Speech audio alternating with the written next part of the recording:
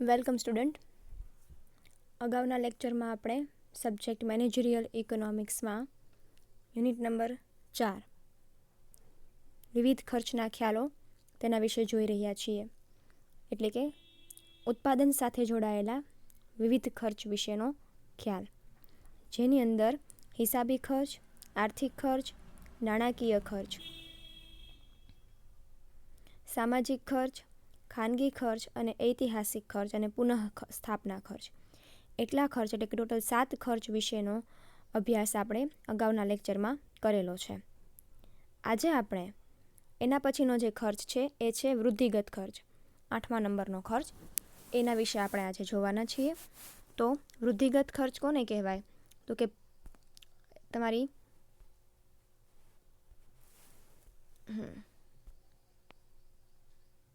Okay 8મો ખર્ચ છે ઉત્પાદનના જે વિવિધ ખર્ચાઓ હોય છે એમાં વૃદ્ધિગત ખર્ચ. પેઢી જ્યારે પોતાની ધંધાકીય પ્રવૃત્તિમાં ફેરફાર કરે ત્યારે ખર્ચમાં જે વધારો થાય તેને વૃદ્ધિગત ખર્ચ કહે છે. નવી વસ્તુનો ઉમેરો કરવો, વહેંચણીની નવી પદ્ધતિ અપનાવવી, નવા યંત્ર વસાવવા વગેરે ફેરફારો વખતે પેઢીને જે વધારાનો ખર્ચ થાય છે તેને વૃદ્ધિગત ખર્ચ કહે છે. એટલે કે નોર્મલી શું હોય તો કે પેઢી પોતાની રેગ્યુલર જે ધંધાકીય પ્રવૃત્તિ કરતી હોય એ ધંધાકીય પ્રવૃત્તિમાં ફેરફાર થાય તેના કારણે એના ખર્ચમાં જે કાંઈ પણ વધારો થાય, જે કાંઈ પણ વધારો ખર્ચમાં જે વધારો થતો હોય એ ખર્ચને વૃદ્ધિગત ખર્ચ કહેવાય. દાખલા તરીકે તમે પહેલાં ઉત્પાદન કરતા હો, હવે એમાં કોઈ નવી વસ્તુનો ઉમેરો કરો, કોઈ નવું વસ્તુ છે એનું ઉત્પાદન કરવાનું શરૂ કરો તો ઓટોમેટિક તમારે કાચો માલ લાવવો પડે, એ ઉત્પાદન માટે માલ સામાન લાવવો પડે, એ ઉત્પાદન માટે મજૂર નવા લાવવા પડે. એટલે કે તમે જે પહેલાં ઉત્પાદન કરતા હો એના કરતાં તમારા ઉત્પાદનની પ્રવૃત્તિઓમાં થોડો ઘણો પણ ફેરફાર કરો, એના લીધે તમે જે કાંઈ પણ તમારો પહેલાં જે ખર્ચ થતો હોય એના કરતાં અત્યારે જે ખર્ચ થાય એમાં જે કાંઈ પણ વધારો થાય એ ખર્ચને વૃદ્ધિગત ખર્ચ કહેવાય.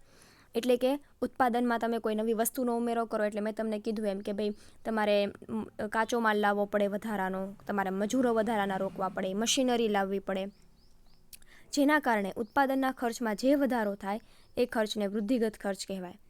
નિર્ણયીકરણમાં વૃદ્ધિગત ખર્ચ મહત્વનો છે. એટલે કે તમારા ઉત્પાદન સાથે જેટલા નિર્ણયો જોડાયેલા હોય એ બધા જ નિર્ણયોમાં નિર્ણયીકરણમાં વૃદ્ધિગત ખર્ચ છે મહત્વનો છે. દાખલા તરીકે કોઈ યંત્ર ખરીદવું પડે કે ભાડે રાખવું પડે, અને નિર્ણય લેવામાં સાધનોને ગોઠવવાનો ખર્ચ ડૂબત ખર્ચ છે, જેને ધ્યાનમાં લેવામાં આવતો નથી. તેને નિભાવ ખર્ચ કે પ્રાપ્તિ ખર્ચ વિચારવામાં આવે છે. પેઢીના વિકાસમાં તે વૃદ્ધિગત ખર્ચ થતું હોય છે. એટલે કે નિર્ણયીકરણ, પેઢી માટે જે કોઈ પણ યોગ્ય કે અગત્યના નિર્ણયો લેવાના હોય એ નિર્ણયો માટે જે કોઈ પણ ખર્ચ આપણે કરવો પડતો હોય એ ખર્ચ છે એ વૃદ્ધિગત ખર્ચ છે.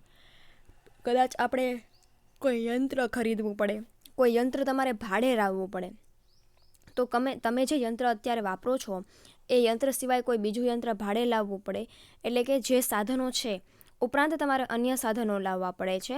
તો એ એક રીતે જોવા જઈએ તો એ વૃદ્ધિગત ખર્ચ નથી પણ ડૂબત ખર્ચ છે. શું કામ? તો કે ઓલરેડી તમારી પાસે યંત્ર છે અને તમે બીજું વધારાનું યંત્ર લાવો છો, નવું યંત્ર વસાવતા નથી, નવું બીજું યંત્ર પણ ભાડે લાવો છો. બરાબર? અહીંયા ભાડે રાખવું પડે એવું આવે. બરાબર? ભાડે લાવવું પડતું હોય. કોઈ નવું તમે ડાયરેક્ટ નવી મશીનરી, નવું યંત્ર છે એ વસાવતા નથી. એટલે કે જે પેઢીમાં નવું યંત્ર ખરીદવું પડે કે કોઈ યંત્ર ભાડે લાવવું પડે એ તમારી ઉત્પાદન પ્રક્રિયાને ચાલુ રાખવા માટે જરૂરી છે, એટલા માટે એને ડૂબત ખર્ચ કહેવાય છે. પરંતુ જ્યારે જે કોઈ પણ ખર્ચ પેઢીના વિકાસ માટે કરવામાં આવતો હોય, બરાબર, પેઢીનું આગળનું વધારાનું ડેવલપમેન્ટ કરવા માટે તમે જ્યારે કોઈ પણ ખર્ચ કરતા હો એ ખર્ચ છે એ વૃદ્ધિગત ખર્ચ છે. વૃદ્ધિ એટલે શું થાય? વૃદ્ધિ એટલે એક રીતે આપણે જોવા જઈએ તો ડેવલપમેન્ટ, વિકાસ. એટલે પેઢીના વિકાસ માટે પેઢીના વિકાસ માટે ઉત્પાદન વધારવું જરૂરી છે. એટલે કે પેઢીના વિકાસ માટે ઉત્પાદનમાં ફેરફાર થવાના કારણે જે કોઈ પણ ખર્ચ થતો હોય એ ખર્ચને વૃદ્ધિગત ખર્ચ કહેવાય છે. પછીનો 9મો ખર્ચ છે એ છે ડૂબત ખર્ચ. ધંધાકીય પ્રવૃત્તિઓના ઉત્પાદન પ્રમાણમાં ફેરફાર થવા છતાં જે ખર્ચમાં કોઈ પણ ફેરફાર ન થાય તેને ડૂબત ખર્ચ કહે છે. ડૂબત ખર્ચ પદ્ધતિઓની દરેક કક્ષાએ ડૂબત ખર્ચ ધંધાકીય પદ્ધતિઓની દરેક કક્ષાએ સરખું હોય છે. દાખલા તરીકે ઘસારો. તો એવો કોઈ પણ ખર્ચ કે તમારા ઉત્પાદનના પ્રમાણમાં ફેરફાર તમે કરો, એના કારણે જે ખર્ચ હોય એમાં કોઈ પણ પ્રકારનો ફેરફાર થતો ન હોય, તો એવા ખર્ચને ડૂબત ખર્ચ કહેવાય છે. અહીંયા તમને ઘસારો કીધું છે. હવે તમે તમારી કંપનીમાં ઉત્પાદન વધારો કે ઘટાડો, મશીનરી જે છે એને દર વર્ષે ઘસારો એટલો જ તમે માઇનસ કરવાના છો જેટલો અત્યારથી કરતા આવ્યા છો, બરાબર. એટલે કે તમારા ઉત્પાદનના પ્રમાણમાં, તમારી ઉત્પાદનની કક્ષામાં ફેરફાર થવાથી જે કોઈ પણ ખર્ચમાં બહુ ફેરફાર આવતો નથી, એવા ખર્ચને ડૂબત ખર્ચ કહેવાય છે. એટલે કે ડૂબત ખર્ચ છે એ પેઢીમાં પહેલેથી નક્કી કરવામાં આવેલું હોય છે. એટલે કે પેઢીમાં જે ખર્ચ પહેલેથી નક્કી કરેલો હોય, બરાબર, એ ખર્ચમાં આગળ જતાં પણ કોઈ પણ પ્રકારનો જો ફેરફાર કરવામાં ન આવતો હોય તો તેવા ખર્ચને ડૂબત ખર્ચ કહેવાય છે. જેમ કે ઘસારો, આપણે એવું નક્કી કરીએ છીએ કે મશીનરી ઉપર દર વર્ષે 10% ઘસારો છે એ માઇનસ કરવાનો છે, તો આ ખર્ચ એવો ખર્ચ છે કે ઉત્પાદન વધે કે ઘટે, મશીનરી ઉપર ઘસારો જેટલા ટકાવારીમાં પહેલેથી નક્કી થયો છે એટલો જ ટકાવારી ઘસારો છે એ બાદ થવાનો છે. એટલે ઉત્પાદનની કક્ષામાં કોઈ પણ પ્રકારનો ફેરફાર ન થાય અને ધંધાકીય પ્રવૃત્તિમાં દરેક ઉત્પાદનના લેવલે આ ખર્ચ છે એ કેવો રહેશે? એક સરખો રહેશે.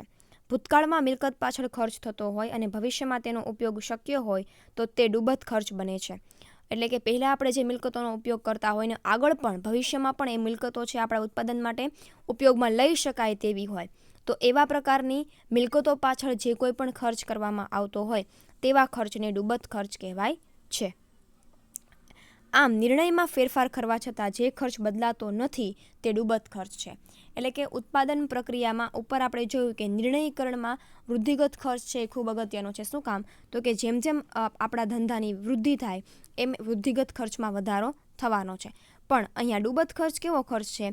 તો કે તમે તમારો નિર્ણય જે લો છો એ નિર્ણયમાં આ પ્રકારના ખર્ચની કોઈ અસર થતી નથી, બરાબર.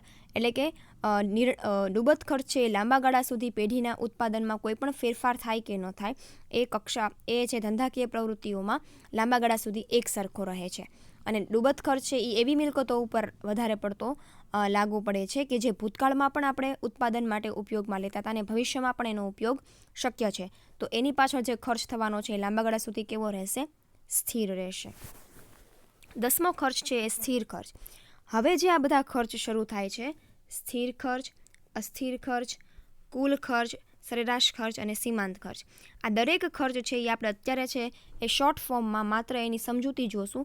આ બધા ખર્ચની તમારે આકૃતિ સહિત સમજાવવાના આવશે. એ આ બધા ખર્ચ જે છે 10મા ખર્ચથી લઈને 14 નંબર સુધીના ખર્ચ જેટલા તમારી સ્ક્રીન ઉપર છે એ દરેક ખર્ચાઓ જે છે એ ટૂંકા ગાળાના ઉત્પાદનના ખર્ચાઓ છે. 9 ખર્ચ સુધીના જેટલા ખર્ચ હતા તે ખર્ચ એ ઉત્પાદન સાથે જોડાયેલા ખર્ચનો પ્રકાર કહેવાય. હવે જે ખર્ચ સ્ટાર્ટ થાય છે સ્થિર ખર્ચ, એ ટૂંકા ગાળા માટે, એટલે કે ઉત્પાદનના ટૂંકા ગાળા દરમિયાન થતા ખર્ચના આ બધા પ્રકારો છે. એમાંનો પહેલો પ્રકાર સ્થિર ખર્ચ છે, પણ આમ જોવા જઈએ તો ટોટલ 10મો પ્રકાર. ઉત્પાદનમાં ફેરફાર થવા છતાં જે ખર્ચમાં ફેરફાર ન થાય તે ખર્ચ સ્થિર ખર્ચ છે. અમુક સમયે ઉત્પાદન બંધ રહેતા પણ જે ખર્ચ કરવો પડે છે એટલે કે તે સ્થિર રહે છે તેને સ્થિર ખર્ચ કહે છે. શું કહે છે? કે ઉત્પાદનમાં ફેરફાર, ઉત્પાદન તમે 100 એકમોનું કરતા હો તો પણ સ્થિર ખર્ચ હંમેશા સ્થિર જ રહે. ઉત્પાદન તમે ઘટાડીને 90 એકમનું કરો તો પણ સ્થિર ખર્ચ હંમેશા કેવો રહે છે? સ્થિર રહે છે. એટલે કે ઉત્પાદનના પ્રમાણમાં ગમે તેટલો ફેરફાર થાય, સ્થિર ખર્ચ છે એ લાંબા ગાળા સુધી સ્થિર જ રહે છે. એટલે કે અમુક સમયે જો તમે ઉત્પાદન બંધ કરી દો તો પણ સ્થિર ખર્ચ છે એ કેવો રહે છે? સ્થિરનો સ્થિર રહે છે. એટલે કે ઉત્પાદન કરો ન કરો, કે ઉત્પાદનમાં વધારો કરો કે ઘટાડો કરો, ઉત્પાદનનો જે ખર્ચ લાંબા ગાળા સુધી સ્થિર રહેતો હોય તેવા ખર્ચને સ્થિર ખર્ચ કહેવાય છે. દાખલા તરીકે મૂડીનું વ્યાજ, કાયમી સ્ટાફનો પગાર, મકાન ભાડું વગેરે સ્થિર ખર્ચ છે. આખર ઉત્પાદનમાં વધઘટ થવા છતાં સ્થિર રહે છે, તેને ટાળી શકાતો નથી. એટલે કે જુઓ, તમે તમારી કંપનીનું ઉત્પાદન બંધ કરી દો તો પણ તમે જે જગ્યા રાખી છે ઉત્પાદન માટે, એ ઉત્પાદનની જગ્યા માટે તમારે ભાડું છે એ મહિને ચૂકવવું જ પડે, ઉત્પાદન કરો કે ન કરો. તમારી કંપનીમાં જે સ્ટાફ કાયમી ધોરણે કાર્ય કરે છે, એક સ્ટાફને ઉત્પાદન કરો કે ન કરો એમને વેતન છે તમારે ચૂકવવું પડે છે. અને તમે જે મૂડી લીધી છે એ મૂડી પરનું વ્યાજ પણ દરેક મહિને તમારે યોગ્ય સમયે ચૂકવવું જ પડે છે. એટલે કે ઉત્પાદનમાં વધારો થાય કે ઘટાડો થાય કે ઉત્પાદન ન પણ કરો, જે ખર્ચમાં કોઈ પણ પ્રકારનો ફેરફાર થતો નથી તેવા ખર્ચને સ્થિર ખર્ચ કહેવાય છે. આની આકૃતિ સાથેની સમજૂતી આપણે આગળના લેક્ચરમાં હવે ધીમે ધીમે જોવાના છીએ. બરાબર, તો સ્થિર ખર્ચ છે એ કંઈક આવો છે. અસ્થિર ખર્ચ, જે ઉત્પાદન વધતા વધે છે, ઉત્પાદન ઘટતા ઘટે છે ને ઉત્પાદન ન કરીએ તો તે શૂન્ય રહે છે, તો તેવા ખર્ચને અસ્થિર ખર્ચ કહેવાય છે. ઉત્પાદન વધતા મજૂરી ખર્ચ, કાચા માલનો ખર્ચ, વીજળી ખર્ચ, પરિવહન ખર્ચ વધે છે, ઉત્પાદન ઘટે છે, તેથી તે અસ્થિર ખર્ચ કહેવાય છે. ઉત્પાદન ઘટતા ઘટે છે માટે તે કેવો ખર્ચ કહેવાય છે? અસ્થિર ખર્ચ કહેવાય છે. એટલે કે ઉત્પાદન કરો તો અસ્થિર ખર્ચ વધે, ઉત્પાદન વધે છે તો અસ્થિર ખર્ચ વધે છે, ઉત્પાદન ઘટે છે તો અસ્થિર ખર્ચ પણ ઘટે છે, અને ઉત્પાદન તમે શૂન્ય કરો છો એટલે કે ઉત્પાદન નથી કરતા ત્યારે અસ્થિર ખર્ચ પણ કેવો રહે છે? શૂન્ય રહે છે. એટલે કે ઉત્પાદનની સાથે જે ખર્ચમાં વધારો થાય, જે ખર્ચમાં ઘટાડો થાય તેવા ખર્ચને અસ્થિર ખર્ચ કહેવાય છે. દાખલા તરીકે ઉત્પાદન વધે એટલે આપણે મજૂરો વધુ રાખવા પડે એટલે મજૂરી ખર્ચ વધે, ઉત્પાદન વધતા કાચો માલ વધુ લાવવો પડે, વીજળી ખર્ચ, પરિવહન ખર્ચ એ બધા જ ખર્ચ ઉત્પાદનમાં વધારો થાય એટલે ઓટોમેટિક આ દરેક ખર્ચમાં શું થાય? વધારો થાય છે. અને જો ઉત્પાદન ઘટે તો આ દરેક ખર્ચમાં શું થાય છે? ઘટાડો થાય છે. એટલે કે ઉત્પાદન વધતા જે ખર્ચ વધે છે અને ઉત્પાદન ઘટતા જે ખર્ચ ઘટે છે તેને અસ્થિર ખર્ચ કહેવાય છે. બરાબર, એટલે કે ઉત્પાદન અને અસ્થિર ખર્ચને કેવો સંબંધ છે? સીધો સંબંધ છે. બરાબર, ઓકે. 12મો ખર્ચ છે એ છે કુલ ખર્ચ. કુલ ખર્ચ બરાબર શું થાય? તો કે કુલ ખર્ચ એટલે કે સ્થિર ખર્ચ વત્તા અસ્થિર ખર્ચ. ઉત્પાદનમાં જે સ્થિર ખર્ચ છે અને જે અસ્થિર ખર્ચ છે બંનેનો તમે સરવાળો કરો અને તમને જે ખર્ચ મળે છે એ છે કુલ ખર્ચ.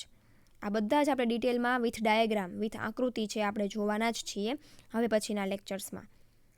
સરેરાશ ખર્ચ. સરેરાશ ખર્ચ શું છે? તો કે કુલ ખર્ચ ભાગ્યા ઉત્પાદનના એકમો.